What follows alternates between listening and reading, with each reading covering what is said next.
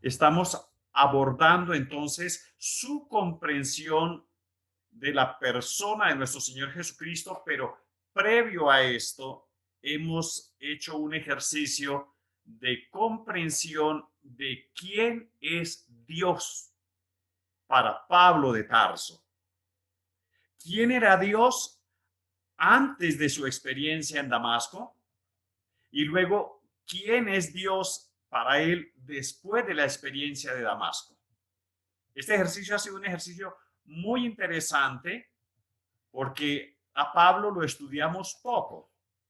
Nosotros sobre los evangelios transitamos mucho, pero sobre Pablo, sobre su fe, sobre las columnas de su espiritualidad, sobre su enseñanza, es muy poco lo que profundizamos. Tenemos algunos textos de referencia y con ellos nos hemos quedado, pero la riqueza paulina es grandísima y está a la base de toda la fe de la iglesia. Entonces hemos venido haciendo, repito, para quienes están llegando por primera vez a esta cátedra, haciendo un recorrido, un ciclo desde los escritos paulinos, un ciclo que nos busca acercar a la persona de Jesucristo, a su Padre y al Espíritu Santo. Entonces, sin más preámbulos, debo decir que las columnas de la espiritualidad de Pablo están en el hecho de que él fue un gran judío, un hombre de una fe profunda, arraigada, densa y celosa. Como fariseo, alumno de Gamaliel, fue un hombre absolutamente celoso con el Dios de Israel, pero está la otra columna que fue el encuentro con Jesús, a quien él perseguía en el camino de Damasco y lo que eso significó para él, toda la transformación de su vida. Ese fue el culmen de su experiencia de fe, el encuentro con Jesús en el camino de Damasco. Para Pablo, entonces de allí se deriva una nueva concepción de Dios. Es distinta la concepción del Pablo judío al Pablo que cree en Jesucristo. Es distinta. Y lo hemos dicho ya en repetidas ocasiones y hemos explayado un poco, hemos profundizado en la expresión aquel que resucitó a Jesús de entre los muertos, esa comprensión paulina de Dios que es nueva. Este Yahvé del Antiguo Testamento ahora tiene una connotación distintísima. Es aquel que resucitó a Jesús de entre los muertos. Pero además de eso, Dios es el Padre de nuestro Señor Jesucristo. Y eso tiene unas consecuencias impresionantes que tocan ya nuestra vida. Porque en Jesucristo nosotros recibimos la filiación por la adopción. Esas son expresiones que nosotros debemos tener muy precisas, que hablan de una concepción de Dios muy distinta de la que es del Antiguo Testamento, de la concepción judía de Dios a la que él tiene luego de la experiencia de Damasco. Es el Padre de nuestro Señor Jesucristo y ahí es en donde estamos ubicados en este momento. Quiero entonces que comencemos repasando el texto que estábamos trabajando en la reflexión del mes pasado, que es un texto paradigmático, un texto básico, fundamental para nosotros, es el texto de la carta a los Gálatas. Ese texto tenemos que tomarlo y tomárnoslo muy en serio.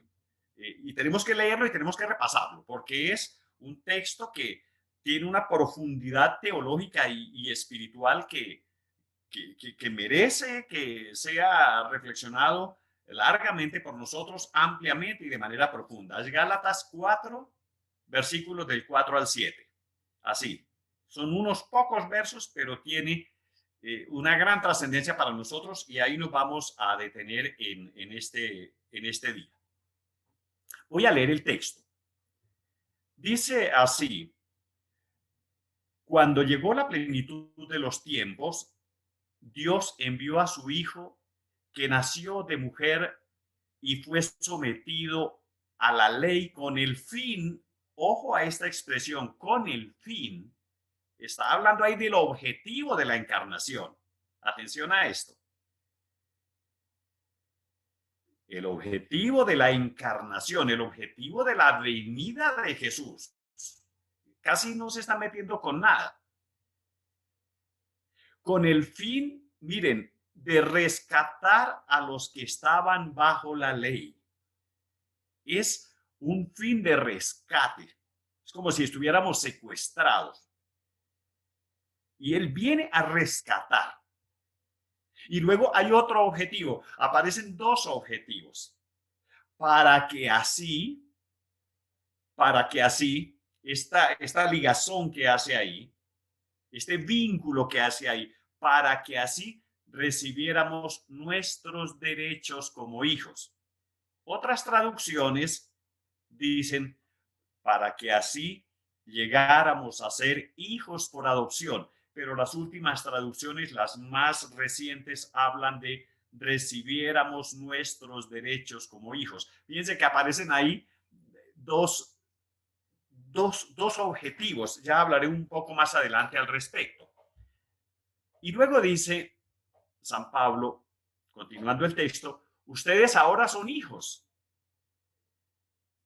Estas expresiones no pueden pasarnos como una expresión más. El problema que más adelante miraremos, que nos pone de frente el Papa Benedicto XVI, es que no alcanzamos a comprender la riqueza y la trascendencia de aquello de ser hijos de Dios. Lo decimos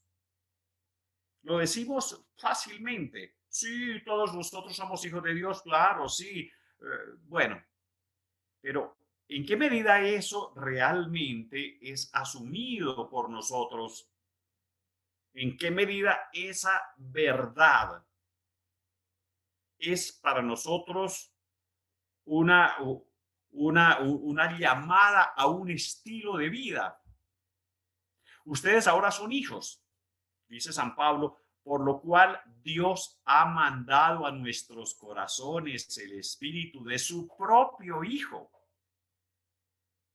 que clama al Padre Abba, o sea, papá.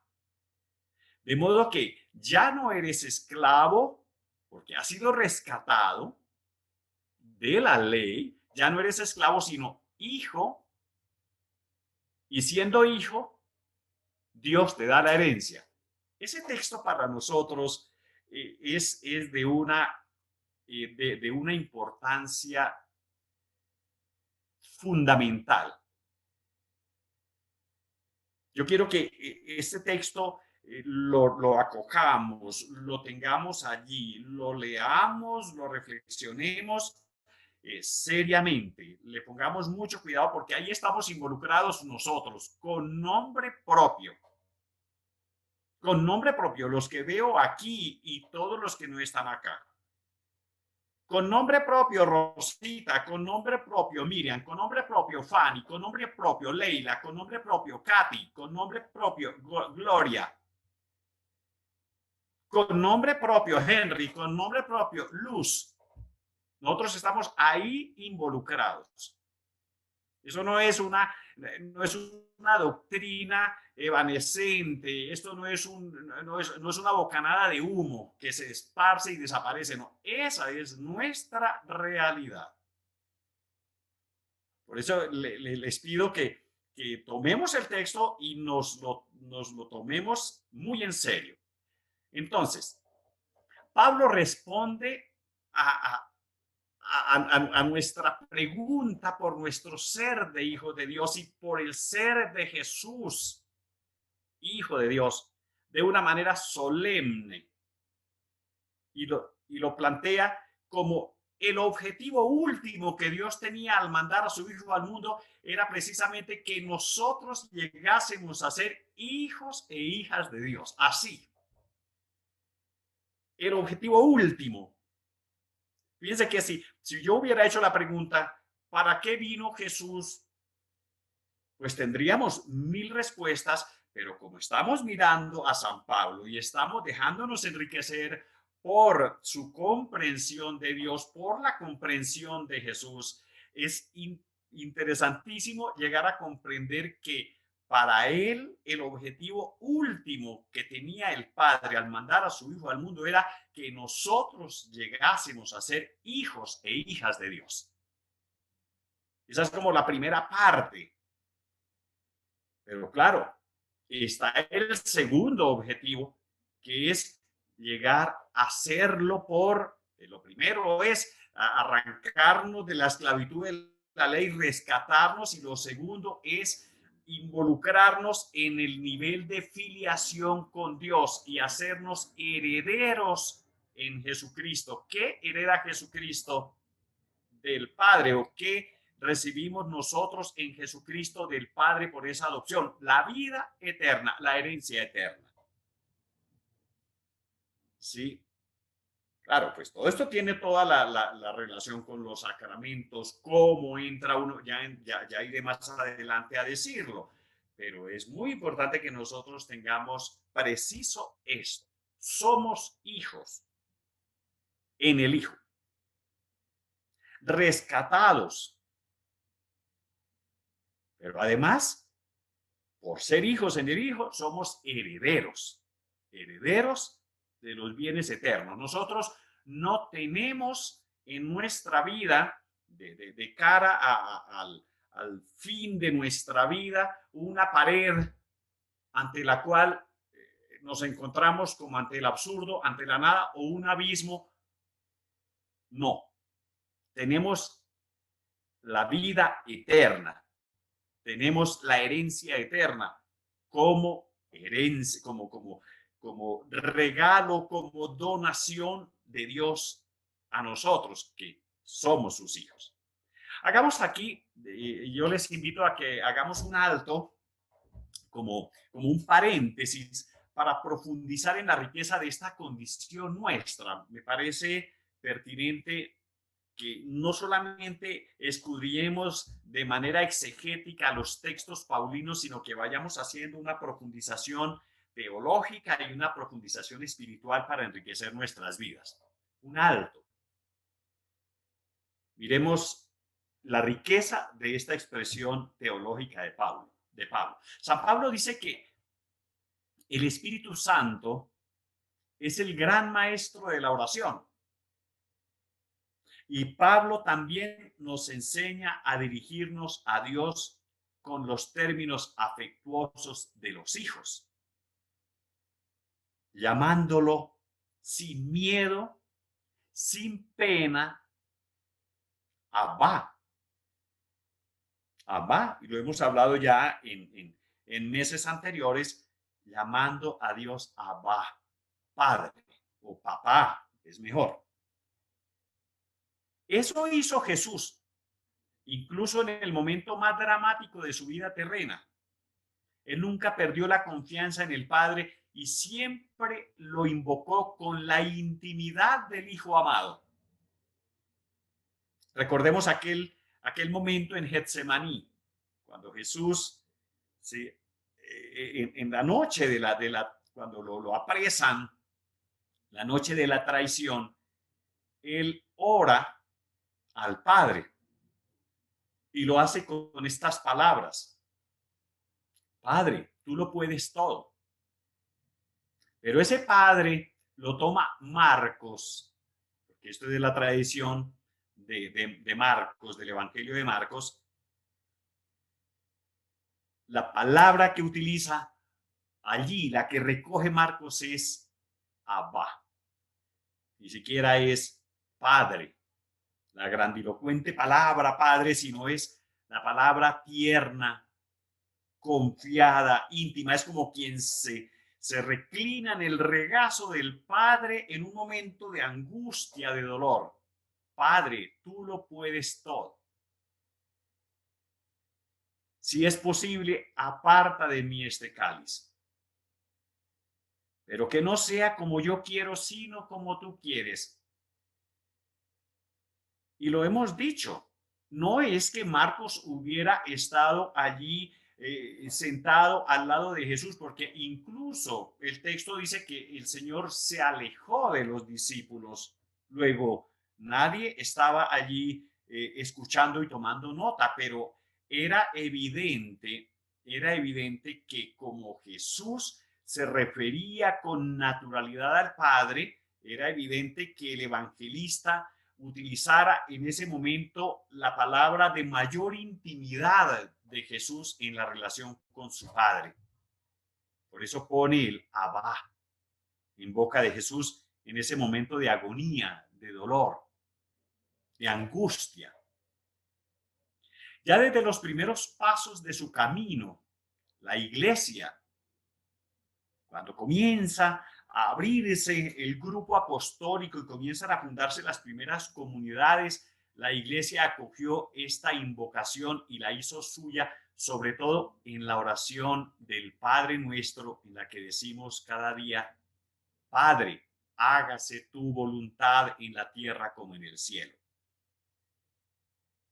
Padre, hágase tu voluntad en la tierra como en el cielo. La iglesia siempre ha pronunciado ha tomado esta expresión y la ha utilizado para elevar la plegaria a Dios.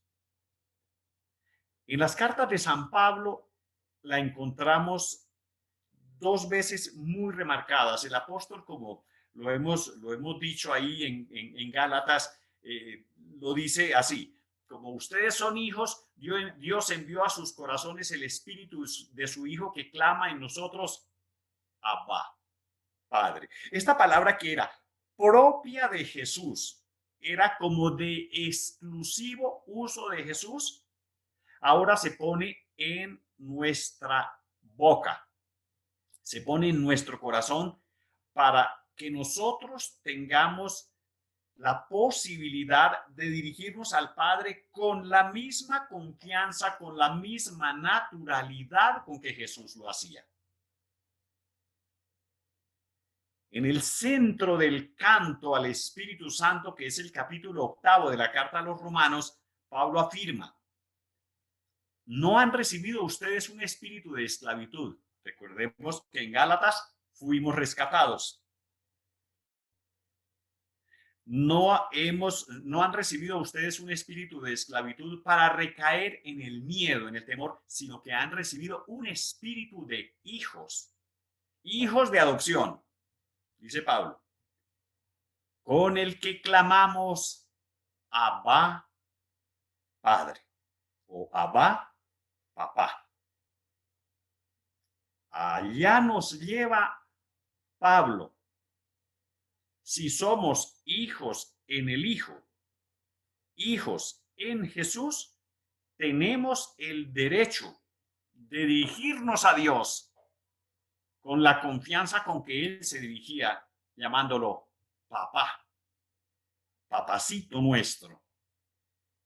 Es la expresión más tierna que aparece en la expresión, en la relación nuestra con el Señor, con Dios. Se nos permite, lo podemos hacer con toda certeza y con toda confianza.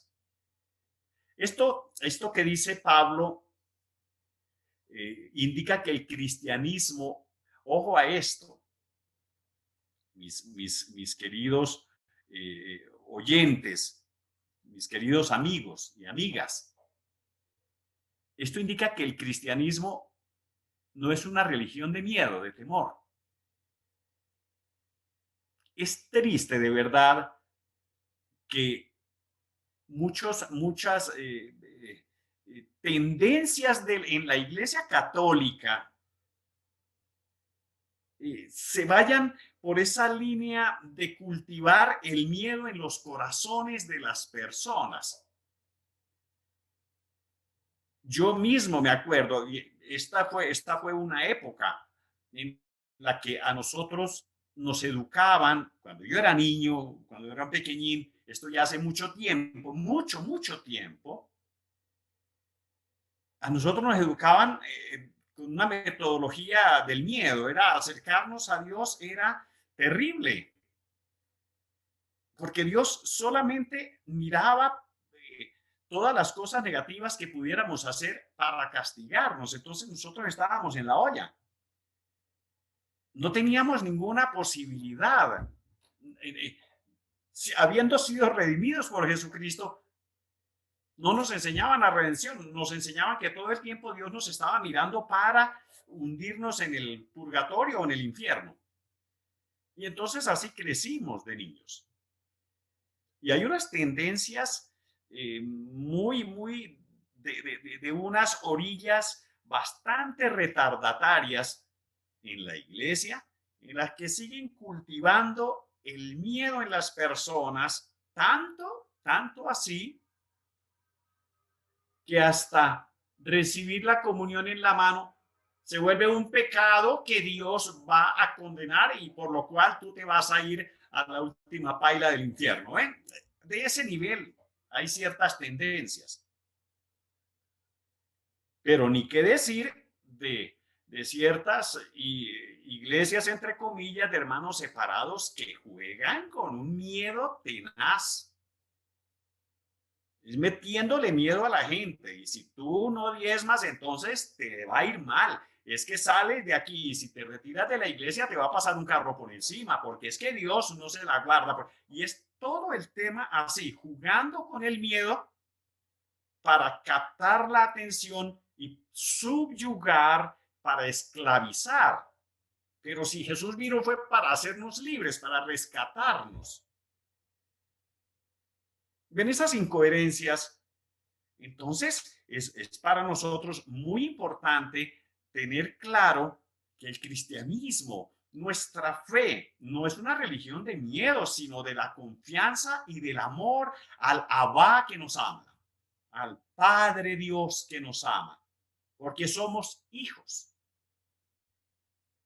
Estas dos afirmaciones que acabo de tomar de San Pablo nos hablan del envío y de la acogida del Espíritu Santo.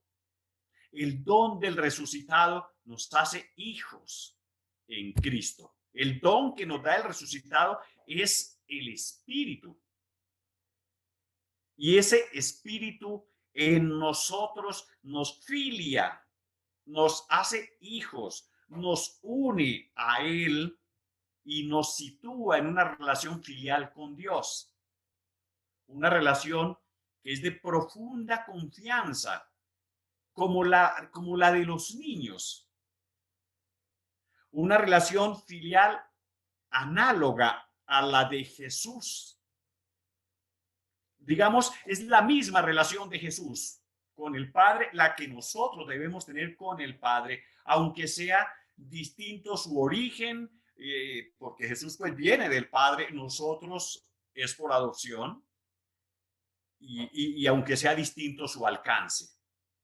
Jesús es el Hijo eterno de Dios que se hizo carne y nosotros nos convertimos en hijos en Él al recibir el Espíritu. Aquí en el tiempo, mediante la fe y los sacramentos del bautismo y la confirmación. Gracias a estos dos sacramentos estamos inmersos en el misterio pascual de Cristo y entonces participamos de la condición de hijos. Esto es lo que tiene Pablo clarísimo y lo que él quiere que nosotros entendamos y lo que él quiere que nosotros experimentemos y vivamos. ¿Cómo sería la experiencia de él transformante, la experiencia de Damasco, que aprendió lo que era ser hijo y quiso que nosotros sintiéramos también, experimentáramos y gozáramos de esta verdad? Somos hijos en el Hijo. El Espíritu Santo es el don precioso y necesario que nos hace hijos de Dios, que realiza la adopción filial a los que estamos llamados, todos los seres humanos, llamados todos. Ahora, que todos lleguemos, eso es distinto, pero que todos estamos llamados a ser hijos de Dios, eso es cierto. Mira, así lo precisa Pablo en la carta a los Efesios. Dice, Dios nos eligió en Cristo. Nos eligió en Cristo antes de la fundación del mundo para que fuésemos santos e intachables ante Él por el amor, irreprochables ante Él por el amor. Él nos ha destinado en la persona de Jesucristo a ser sus hijos.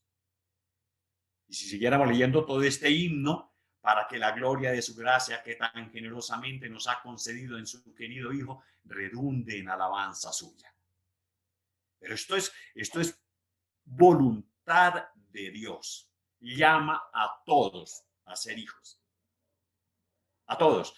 Los que rechazan, pues sencillamente rechazan y no aceptan la filiación.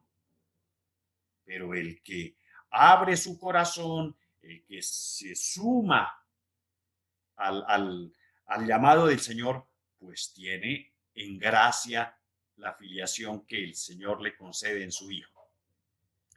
Tal vez nosotros, el ser humano de hoy, no percibe la belleza, la grandeza y el consuelo profundo que se contiene en la palabra Abba, con la que podemos dirigirnos a Dios en la oración. Porque hoy a menudo no está suficientemente presente la figura paterna y con frecuencia incluso no es suficientemente positiva en la vida diaria. Miren cómo afecta nuestra relación con Dios el hecho de tener, por ejemplo, un papá tirano. Así de sencillo. Cuando uno o una persona ha tenido una experiencia dura, negativa, un padre que engendró pero desapareció, nunca puso la cara, o un padre que nunca cumplió con los deberes propios de un padre con los hijos, un padre que los hijos lo estuvieron viendo seguramente borracho, pendenciero, grosero, golpeando a la señora en casa o golpeándolos a ellos o maldiciendo la vida. Pues un padre con esas características pues no deja un recurso suficientemente bello como para decir uno, comprendo a Dios en la maravilla de ser un padre, porque la figura que se tiene paterna es mala. Y eso afecta la fe. ¿Cómo poder comprender que Dios es un Padre bueno cuando no se tiene una experiencia de la bondad de un Padre? ¿Ven? Ahí eso es delicado. Y nosotros, muchos de ustedes, y nosotros los sacerdotes, hacemos catequesis y le hablamos a los niños del Padre y que qué maravilla de Padre tenemos en el cielo, y resulta que el niño no conoce al papá. O tiene un papá que le casca todos los días, que lo regaña, que lo ve permanentemente en unos comportamientos totalmente indebidos. Esto afecta la estructura de la fe, afecta la manera de creer. ¿Cómo se le dice a Dios entonces Abba? ¿Cómo refugiarse en él cuando la figura del Padre es tan grotesca? O lo mismo, cuando el Padre para nosotros es el rey, pues el monarca, el que está allá grande, el inaccesible, el que tú vas a hablar y te dice cállate. Entonces, esa imagen se transpone inmediatamente al nivel de la fe y va dirigida a Dios. ¿Con qué naturalidad nos acercamos entonces al Padre para reclinar nuestra cabeza en su pecho? ¿Con qué naturalidad nos vamos nosotros a cobijar en su regazo y cómo le vamos a decir Abba? Si la experiencia que tenemos de padre no es la mejor. La figura paterna no es suficientemente positiva en la vida diaria. La ausencia del padre, el problema de un padre que no está presente en la vida de un niño es un gran problema de nuestro tiempo. Resulta difícil comprender en su profundidad qué quiere decir que Dios es padre para nosotros. De Jesús mismo, de su relación filial con Dios, podemos aprender qué significa propiamente Padre. ¿Cuál es la verdadera naturaleza del Padre que está en los cielos? ¿Recuerdan cómo decíamos en un momento que estás en los cielos y decíamos ese artilugio que utilizan los evangelistas para no nombrar, para no poner el nombre de Dios, sino como decían que estás en el cielo, tratando de matizarlo para decir, Padre, tú que eres Dios, tú que eres Dios. ¿Cuál es la verdadera naturaleza del Padre que está en los cielos? Algunos críticos de la religión han dicho que hablar del Padre, hablar así de Dios, sería en alguna medida una proyección de nuestros padres al cielo. Pero es verdad, en verdad es lo contrario. En el Evangelio Cristo nos muestra quién es Padre, que eso es importante que se haga.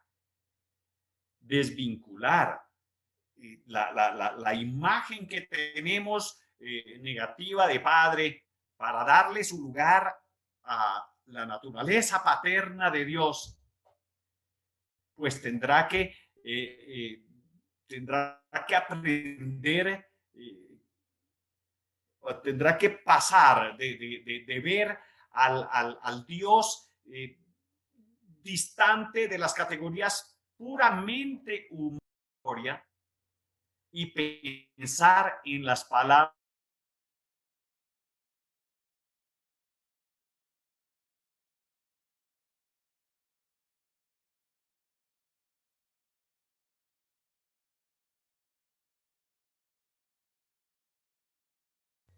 Esta expresión de Jesús, amen a sus enemigos, recen por los que los persiguen para que sean hijos de su Padre que está en el cielo. Es decir, eso es lo que caracteriza y hace diferente la paternidad de Dios a la paternidad llena de defectos que, que, que, que, que toca nuestra experiencia personal.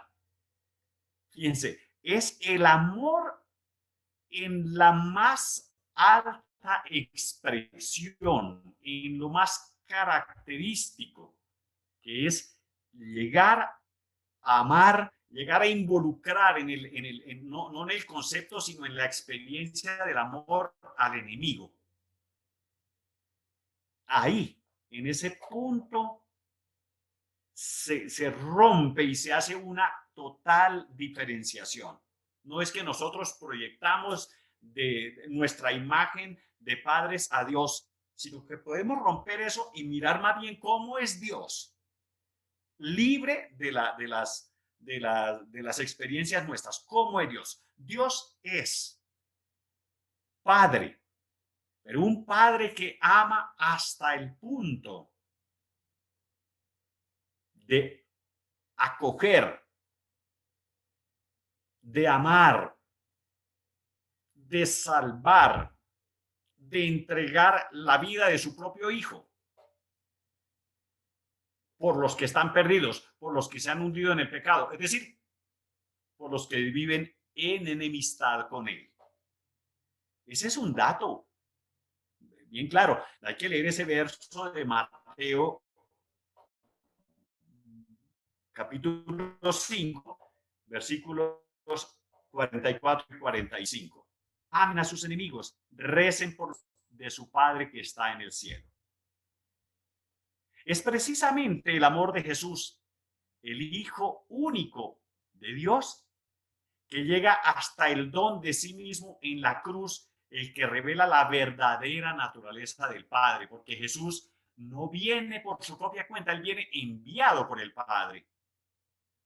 Jesús libremente entrega su vida, pero esto es un plan salvífico. Y ese plan salvífico incluye la entrega de la propia vida por el rescate, no de los justos, sino de los pecadores, es decir, de nosotros. ¿Cómo podemos nosotros entonces hablar de un padre perverso?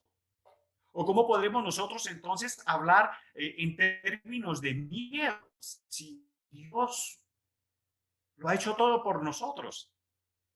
No se entiende, no se colige de allí que entonces nuestra relación con Él sea una relación de angustia, de miedo. No, eso lo que hace es comprometernos y en razón de que el Padre nos ha salvado, entonces vivimos como hijos, en la gratitud y en la coherencia de la vida. Él es el amor.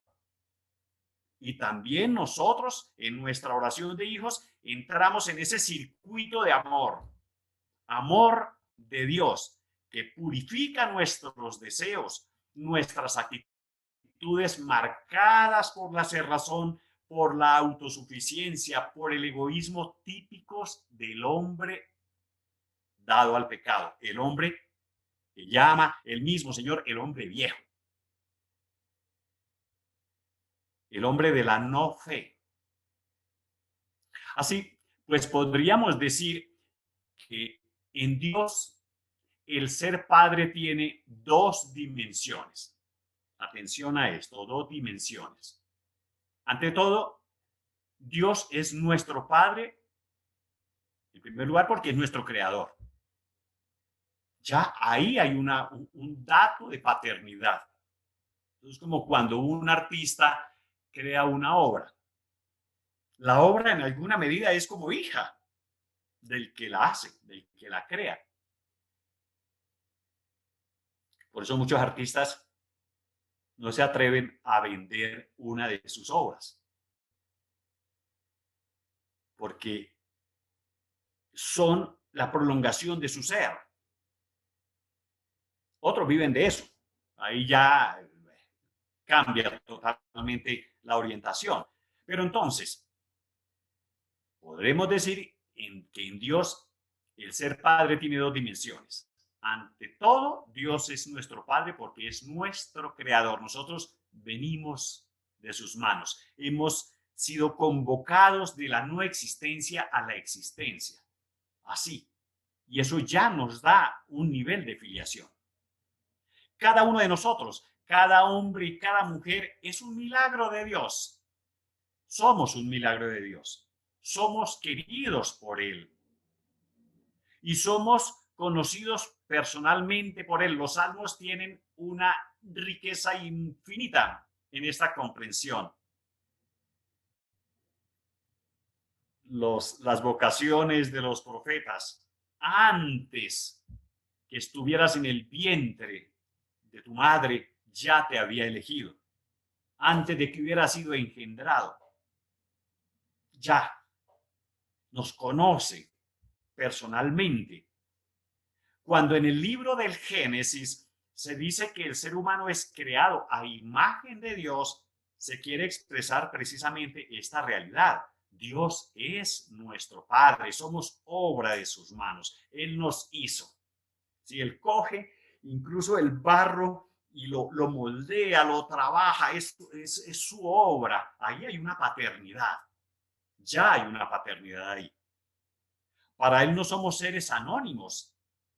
Tenemos nombre. ¿Sí? Nuestros padres, nuestros primeros padres son nombrados con un nombre propio. Lástima que hoy los nombres han perdido tanto el sentido, ¿no? Lo que encierran como, como los aglutinantes de la identidad, de la vocación. Pues, se les ponen unos nombres rarísimos a las personas.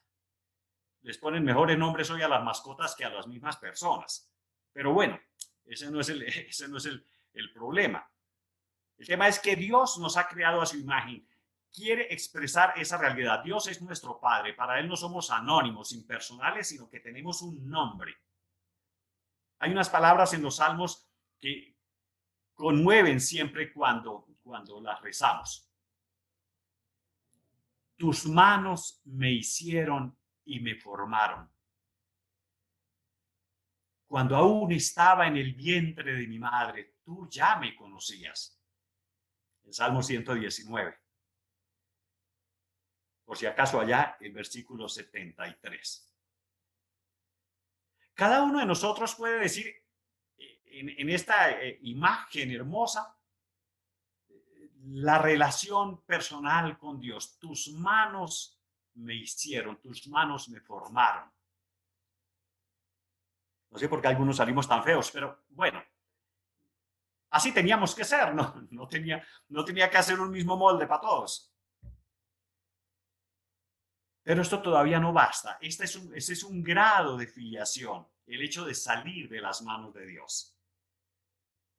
El Espíritu de Cristo nos abre una segunda dimensión de la paternidad de Dios, más allá de la creación del Padre, como profesamos en el credo. Al hacerse un ser humano como nosotros, con la encarnación, la muerte y la resurrección, Jesús a su vez nos acoge en su humanidad y en su mismo ser hijo. De modo que también nosotros podemos entrar en su pertenencia específica a Dios. Este ya es un nuevo nivel, es una nueva altura que adquirimos. Ya somos en alguna medida, en cierta medida, dice el Concilio Vaticano II, ya en cierta medida somos hijos porque salimos de las manos de Dios. Pero ya en Jesucristo, entonces tenemos una participación de la vida divina. Nuestro ser de hijos de Dios no tiene la plenitud de Jesús, ciertamente. Nosotros debemos llegar a serlo cada vez más a lo largo del camino de toda nuestra existencia cristiana, creciendo en el seguimiento de Cristo, en la comunión con Él, para entrar cada vez más íntimamente en la relación de amor con Dios Padre, que sostiene la vida nuestra. Esta realidad de filiación fundamental se nos revela cuando nos abrimos al Espíritu y Él nos hace dirigirnos a Dios diciéndole, Abba, Padre. Basta con que allá donde tú estás lo digas. Y cuando tú lo dices, es que San Pablo nos dice claramente, eso no lo decimos nosotros por nuestra propia cuenta, es el Espíritu que salta, que grita desde nosotros. Si quieren un gesto más evidente de la presencia del Espíritu en nosotros, es que tenemos la capacidad de dirigirnos a Dios diciéndole Abba, Padre. Y cada vez que lo decimos, es el Espíritu el que clama desde dentro de nosotros. Y de verdad que más allá de la creación, hemos entrado en la adopción con Jesús. Miren que todo esto brota de la teología paulina, la adopción. Unidos estamos realmente en Dios, somos hijos de una manera nueva, en una nueva dimensión. Ahora, perdónenme que hice esta disquisición tan amplia, pero me parecía sumamente importante. Ahora quiero volver a los dos pasajes de Pablo que estamos considerando sobre la acción del Espíritu en nuestra oración. Son dos pasajes que se corresponden, pero que contienen un matiz diverso. En la carta a los Gálatas, de hecho, el apóstol afirma que el Espíritu clama en nosotros, Abba, papá. En la carta a los Romanos dice que somos nosotros quienes clamamos, Abba, papá. Y San Pablo quiere darnos a entender que la oración cristiana nunca se realiza en sentido único desde nosotros a Dios. No es solo una acción nuestra. Ahí está el detalle. No es solo una acción nuestra, sino que es expresión de una relación recíproca en la que Dios actúa primero. Es el Espíritu Santo quien clama en nosotros y nosotros podemos clamar porque el impulso viene del Espíritu Santo. Es como si nosotros le prestáramos a él los labios para que hablara. Nosotros no podríamos orar si no estuviera inscrito en la profundidad de nuestro corazón el deseo de Dios, el ser hijos de Dios. Desde que existe el Homo sapiens, desde que existe el hombre, siempre está en búsqueda de Dios. ¿Cuál fue el primer momento? No lo sabemos. Pero siempre ha habido una relación, un suspiro, un deseo, un clamor, una búsqueda. Siempre el hombre está en búsqueda de Dios, trata de hablar con Dios porque Dios se ha inscrito a sí mismo en su corazón, en el corazón del ser humano. Viene, digámoslo, de manera un poquito atrevida, viene inscrito en el ADN.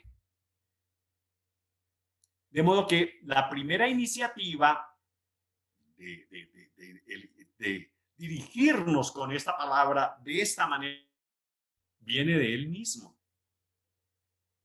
Es el Espíritu. Y con el bautismo Dios actúa de nuevo en nosotros. El Espíritu Santo actúa en nosotros. Ese es el primer iniciador de la oración para que nosotros podamos realmente hablar con Dios y decir Abba a Dios. Es que en el bautismo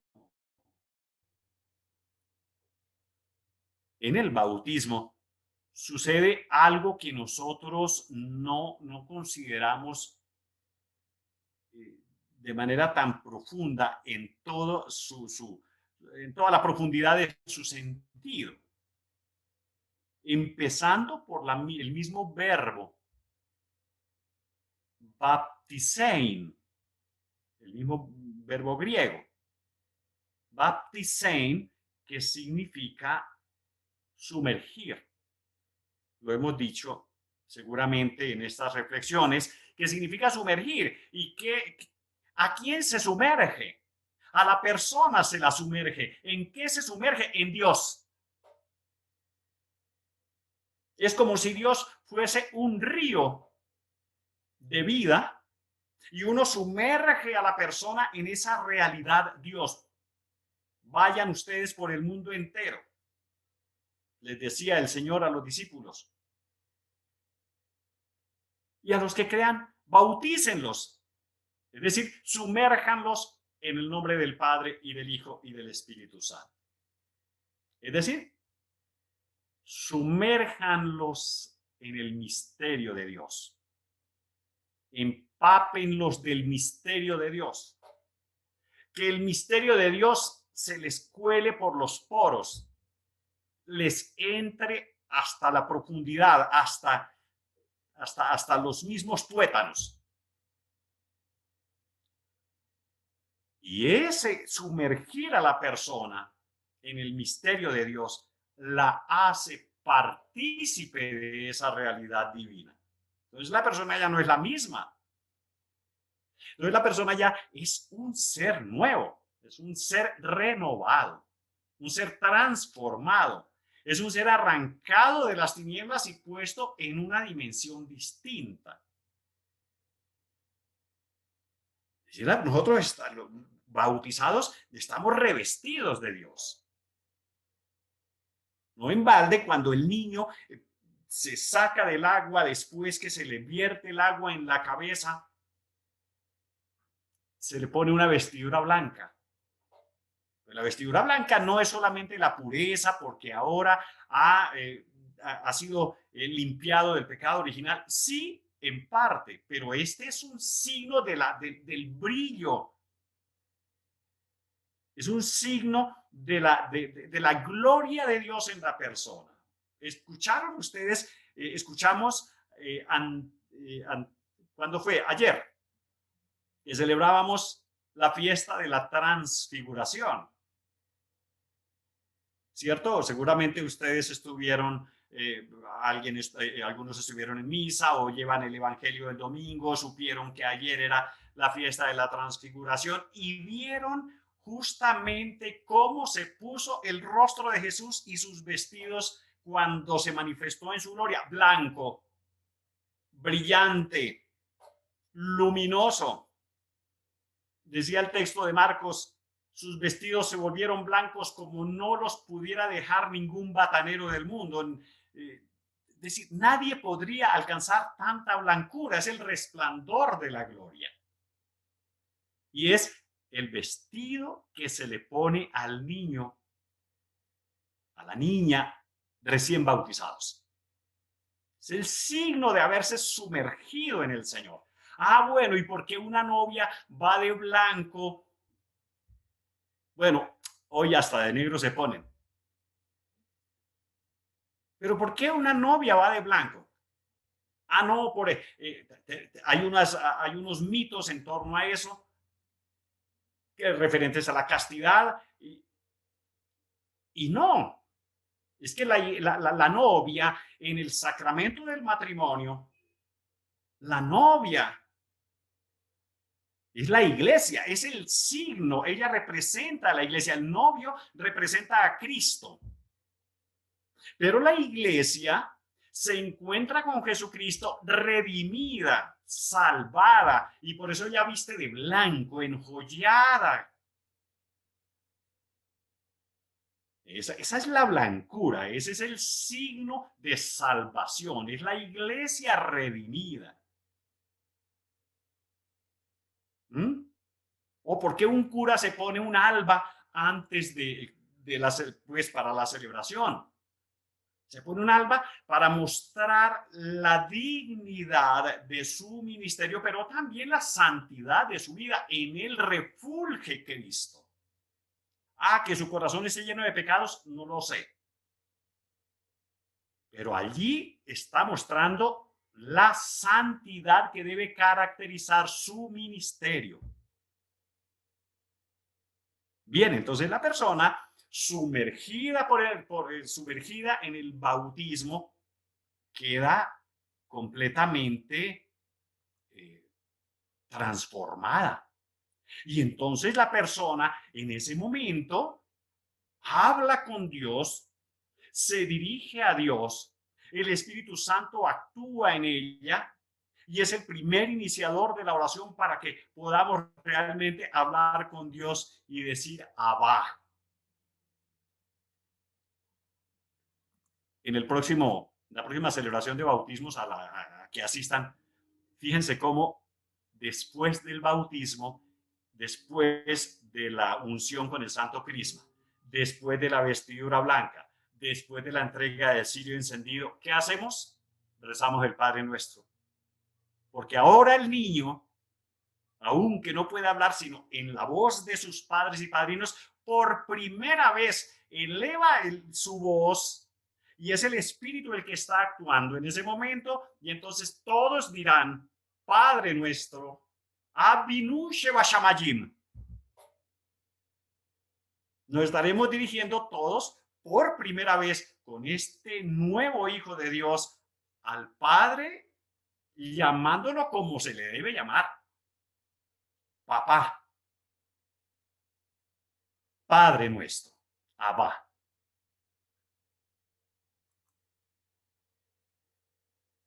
Por consiguiente, su presencia, abre nuestra oración y nuestra vida, abre los horizontes de la Trinidad en todos los eventos, en todos los actos de la Iglesia.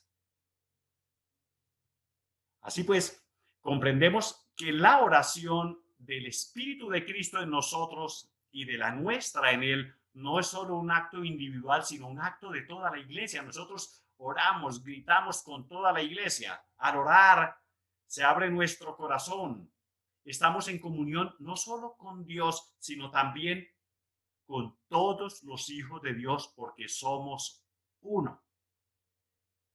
La iglesia es un cuerpo. Y cuando uno de los miembros de la iglesia clama Abba, toda la iglesia se estremece. Toda la iglesia está clamando porque es un miembro de la iglesia. No lo hace de manera desvinculada. No lo puede hacer, de hecho, de manera desvinculada porque está ligada por los ligámenes del Espíritu. Cuando tú allá en tu casa, en donde estés, en tu trabajo, dices, Padre mío, ayúdame, la iglesia entera está orando. Al orar se abre nuestro corazón, entramos en comunión, no solo con Dios, sino también con todos los hijos de Dios, porque somos uno. Cuando nos dirigimos al Padre en nuestra morada interior, en el silencio, en el recogimiento, nunca estamos solos. Quien habla con Dios no está solo. Estamos inmersos en la gran oración de la iglesia. Miren, nosotros, los clérigos, los eclesiásticos, los sacerdotes y muchos laicos, bendito sea Dios, rezan el oficio divino. Rezamos el oficio divino. Y esta es una oración estructurada de manera universal. Se reza aquí y se reza lo mismo en Filipinas o en la península de Kamchatka, donde sea.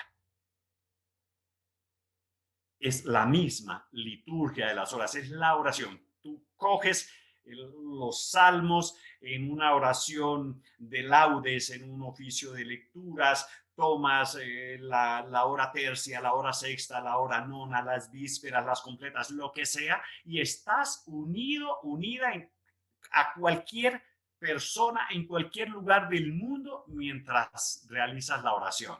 Estás unida a la Iglesia Universal. Somos parte de una gran sinfonía que la comunidad cristiana, esparcida por todos los rincones de la tierra y en todos los tiempos, eleva a Dios. Y eso es la oración. Ciertamente los músicos y los instrumentos son distintos, dice el Papa Benedicto. Y este es un elemento de riqueza. No todos hacen el mismo sonido. No. Pero la melodía de alabanza es única y en armonía se convierte en la pieza más hermosa, más bella, elevada a Dios. A veces hay quien dice, es que usted sí sabe rezar. Es que usted sí. No, todos tenemos la capacidad y todos entramos en esa sinfonía. Y no entramos como el flautín más pequeñito, sino que todos entramos con la grandeza de ser un ser humano y con la grandeza de ser un hijo de Dios. No es más bella la oración del Papa Francisco que la mía o que la de Rosita. No. Es la oración del hijo, es la oración de la hija a Dios y tiene toda la validez. Cada vez que clamamos y decimos Abba, Padre, es la iglesia, entonces toda la comunión de los hombres de la humanidad en oración, la que sostiene nuestra invocación, y nuestra invocación es la invocación de toda la iglesia. Y ya voy con esto, entonces voy terminando porque ya me voy pasando. Digamos entonces que la riqueza de los carismas, los ministerios, las tareas que realizamos en la comunidad, San Pablo dice, hay diversidad de carismas, hay un mismo espíritu, diversidad de ministerios, pero un mismo Señor, diversidad de actuaciones, pero un mismo Dios que obra en todos. La oración guiada por el Espíritu Santo que nos hace decir, Abba, Padre, con Cristo y en Cristo nos inserta en el único gran mosaico de la familia de Dios, en el que cada uno tiene un puesto, un papel importante, una profunda unidad con el todo. Somos como un gran mosaico, cada uno somos una piedrecita que entra a definir un rasgo del rostro de Cristo en medio del mundo. Todos somos fundamentales, necesarios. La ausencia de una piedrecita en el mosaico ya hace que sea incompleto el todo. Y cada piecita tiene la virtud, la gracia de elevarse por sí misma a Dios para clamar Abba, Padre, pero también en cada piecita se eleva el Espíritu Santo y hace que la persona clame y diga Abba, Padre. Ojalá que este encuentro de este día nos ayude de verdad a crecer en la comprensión bella que tuvo Pablo de la filiación de Jesús con el Padre y de la filiación de él en Jesús con el Padre y la filiación de todos los cristianos en Jesucristo con el Padre. Y que nos ayude a tener una relación mucho más hermosa, más fluida, más bella, de más confianza, una relación más tranquila, más serena con Él, el que nos dio a su propio Hijo para que fuésemos rescatados y para que fuésemos también en Él hijos adoptivos. Pues aquí ya cierro esta reflexión. Les agradezco por su paciencia y por haber estado acá. Me alegra muchísimo preparar estos momentos y poderlos compartir con ustedes.